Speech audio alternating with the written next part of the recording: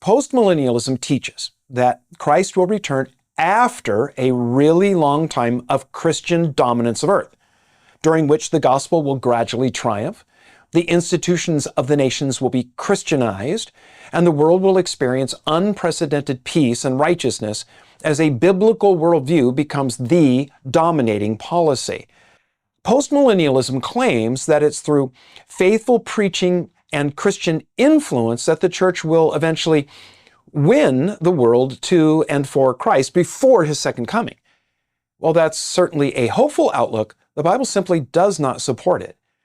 Scripture consistently describes the last days as characterized by increasing wickedness and apostasy.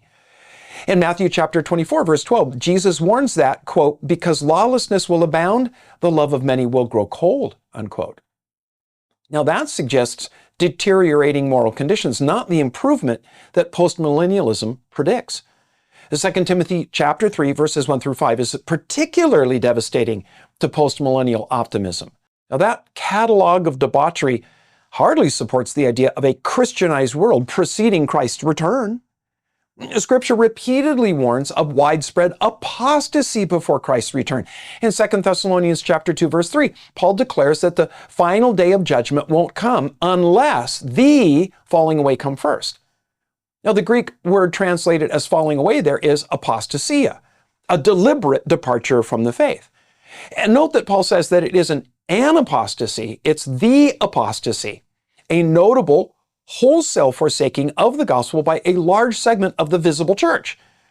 That's not the church proposed by postmillennialism.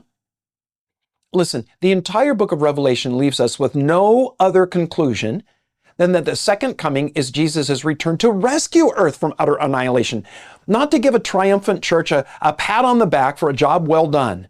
The second coming isn't accompanied by a hearty attaboy from Jesus. No, we read that he treads the winepress of God's wrath on a world filled with rebellious evil. Indeed, as Jesus said in Matthew chapter 24, verse 22, quote, unless those days are shortened, no flesh would be saved, unquote. Postmillennialists set much of their belief in the eventual success of the church in turning the world into a Christian system on Ephesians chapter 5, verses 25 through 27, a passage that has nothing to do with the end times. It's Paul's instructions on marriage, not eschatology.